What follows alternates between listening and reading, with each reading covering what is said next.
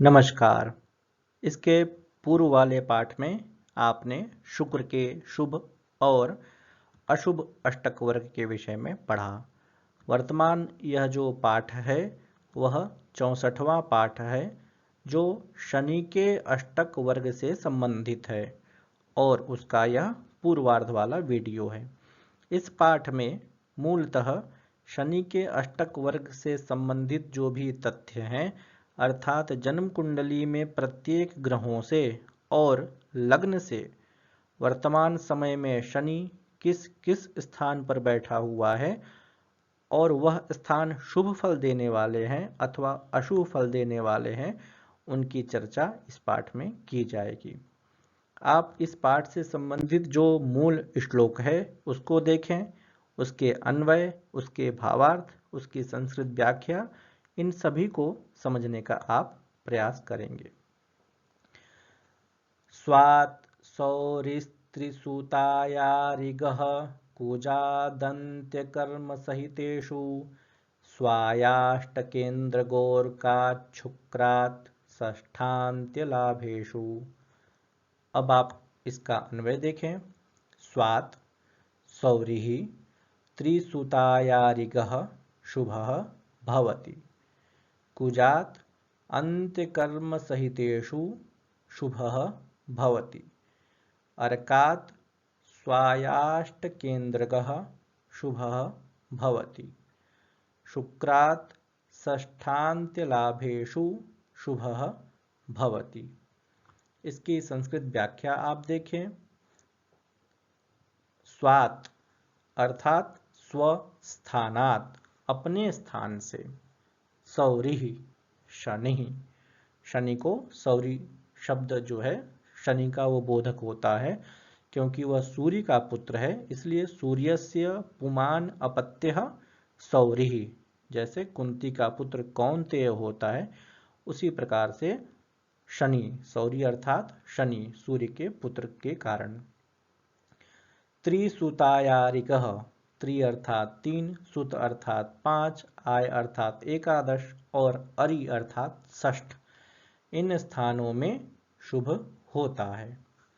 Kujat मंगलात अर्थात मंगल से।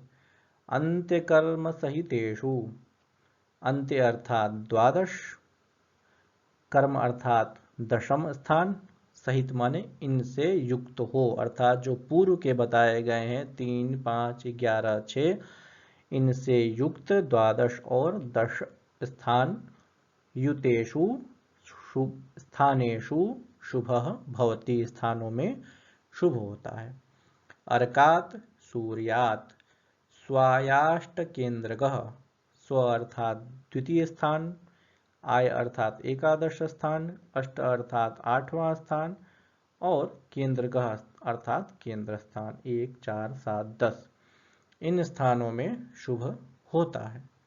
शुक्रात् शुक्रतः षष्ठान्त्य लाभेषु, षष्ठ अर्थात 6, अंत्य अर्थात 12 और लाभ अर्थात 11, इन स्थानों में शुभ होता है। यह हुई इसकी संस्कृत व्याख्या। अब आप इसका जो मूल भावार्थ है उसको समझने का प्रयास करेंगे। इसमें मूल रूप से शनि के अष्टक वर्ग के विषय में बताया गया है और आप जानते हैं कि शनि एक राशि पर 2.5 वर्ष अर्थात 2 वर्ष 6 मास तक रहता है। तो इसका अष्टक वर्ग यदि शुभ है तो लगभग 2.5 वर्षों तक वह शुभ फल को देगा और इसका अष्टक वर्ग यदि अशुभ है तो वह लगभग 2.5 वर्षों तक अशुभ फल को वो प्रदान करेगा। तो इस प्रकार से जन्म काल में शनि जिस भी स्थान पर हो उस स्थान से वर्तमान काल में 3, 5, 11, 6 इन स्थानों में यदि शनि हो तो वह शुभ फल को प्रदान करेगा और अन्य स्थानों में अशुभ फल को वह प्रदान करेगा। इसी प्रकार से मंगल जन्म कुंडली में जिस स्थान पर हो उस स्थान से वर्तमान काल में 3, 5, 11, 6, 12, 10 इन स्थानों पर हो तो वह शनि शुभ फल को प्रदान करता है और अन्य स्थानों में होने पर शनि अशुभ फल को प्रदान करेगा। इसी प्रकार से जन्म काल में सूर्य जिस राशि पर हो उस राशि से वर्तमान काल में 2, 11, 8, 1, 4, 7, 10 इन स्थानों में यदि शनि है तो वह शुभ फल को प्रदान करेगा और अन्य स्थानों में अशुभ फल को वह प्रदान करेगा।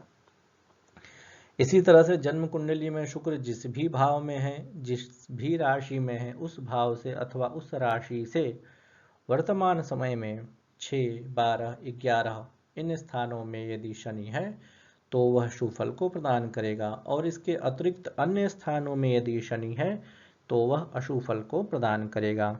तो यह पूर्व श्लोक है। इसके अग्रिम वाले श्लोक में इसके जो अवशिष्ट और बताए गए हैं उसके बारे में चर्चा की जाएगी। वस्तुतः शनि का कालक्रम आप जानते हैं कि 2.5 वर्ष तक इसका एक कालखंड रहता है और जन्म कुंडली में जो ग्रह विद्यमान है वो तो परिवर्तित होंगे नहीं, इसलिए उन ग्रहों को स्थिर मान करके और वर्तमान कालिक ग्रह स्थितियों को चल मान करके, क्योंकि ग्रह तो संचरणशील रहते हैं, तो जन्मकालिक ग्रहों से जन्मकालिक स्थिर ग्रहों से वर्तमान कालिक चलायमान ग्रहों का अपना एक समीकरण होता है, अपना एक संबंध होता है।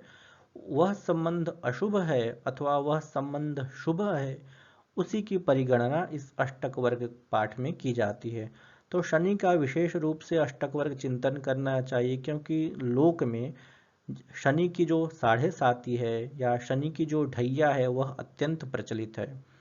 तो वही उसका यह भी एक सूक्ष्म रूप है जो अष्टक वर्ग प्रायः लोग नहीं समझ पाते हैं या नहीं जान पाते हैं। तो इस अष्टक वर्ग पद्धति के माध्यम से भी शनि की ढैया या गोचर जो संक्रमण हो रहा है प्रत्येक ग्रहों से, उसका भी बोध करना चाहिए कि वह शुभ फल को प्रदान करने वाला है अथवा अशुभ फल को प्रदान करने वाला है। इसके आगे वाले वीडियो में जो अवशिष्ट स्थान शेष रह गए थे उनके बारे में चर्चा की जाएगी।